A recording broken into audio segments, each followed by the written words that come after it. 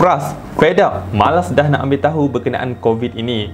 Ada tu stres dengan PKP yang tak berkesudahan ini. Tertekan dengan tiada duit, tiada kerja, tertekan dengan PDPR, tertekan dengan tak boleh rentas negeri berjumpa dengan keluarga. Keadaan stres dan fed up dengan keadaan COVID sekarang ini ada satu keadaan yang kita panggil sebagai pandemic fatigue, iaitu kelesuan pandemik. Nak tahu lebih lanjut, jom kita saksikan.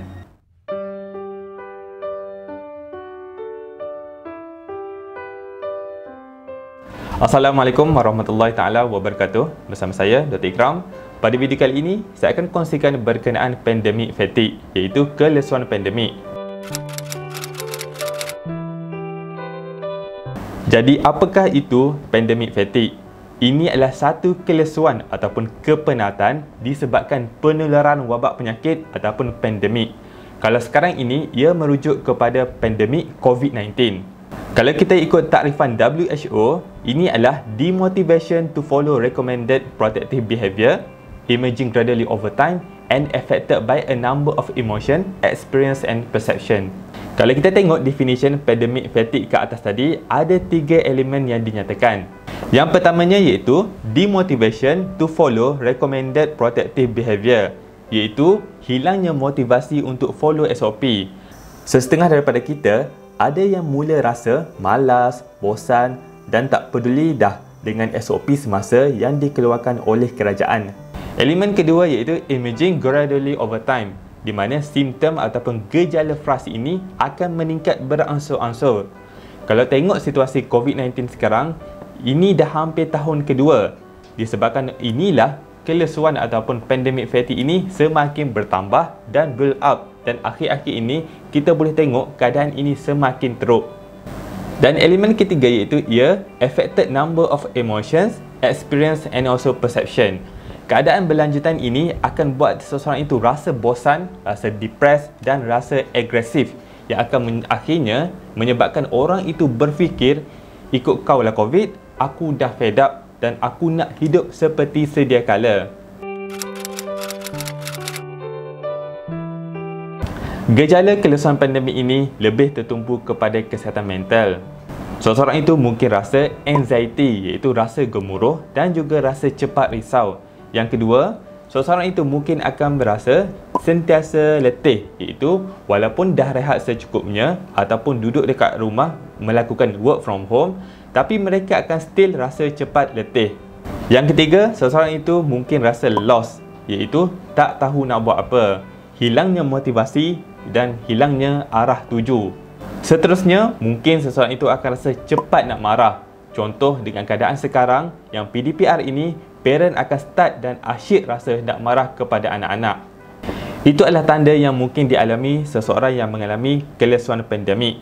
Dan bila tanda-tanda ini berlanjutan buat jangka masa panjang, ia sangat bahaya. Ia mungkin menjurus kepada establishment kepada penyakit mental, contohnya seperti kemurungan, anxiety disorder ataupun stress disorder. Kalau nak tahu lebih lanjut berkenaan perkara ini, anda boleh lihat video saya sebelum ini berkaitan 3 topik di atas. InsyaAllah, ia mungkin sedikit sebanyak membantu anda.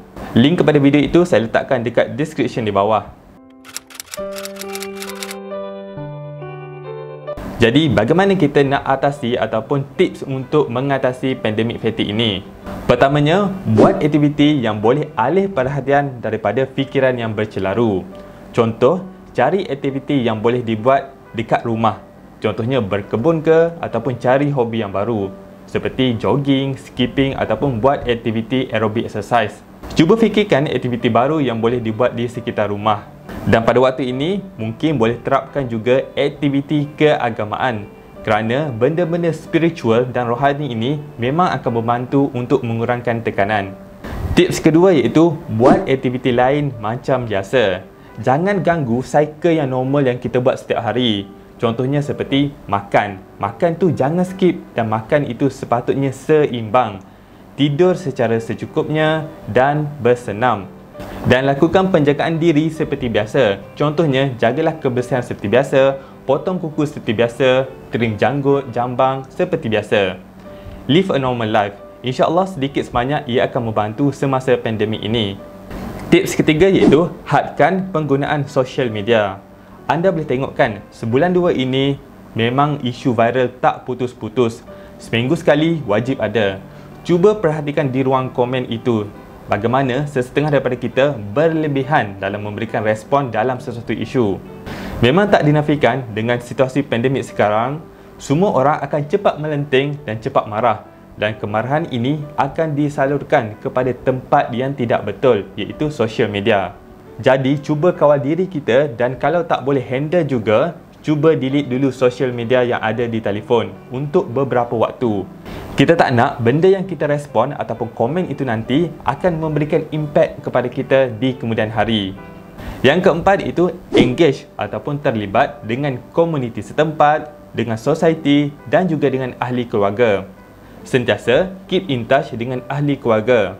Contohnya dengan WhatsApp, dengan video call, dengan voice call. Dan bila kita buat benda ini, kita boleh pastikan yang kita ini sentiasa ada dan juga support each other. Akhir sekali, secara realitinya, semua orang terkesan dengan pandemik COVID-19. Setiap dari kita diuji dari sudut yang berbeza. Ada yang diuji dari sudut keuangan, ada yang diuji dari sudut masalah keluarga, dan ada yang diuji dengan kaedah pembelajaran secara online. Untuk mengharungi keadaan yang kritikal ini, bersamalah kita memberi sokongan kepada satu sama lain. Bantu satu sama lain. Kalau ada rakan kita yang nampak mungkin berubah sedikit, cubalah bertanyakan khabar. Mungkin dengan sedikit pertolongan daripada kita, mampu memberikan kelegaan kepada mereka. Itu sajalah perkongsian saya buat kali ini. Sekiranya anda rasa video ini bermanfaat, boleh tekan like dan juga subscribe kepada channel ini. Sehingga berjumpa lagi. Assalamualaikum.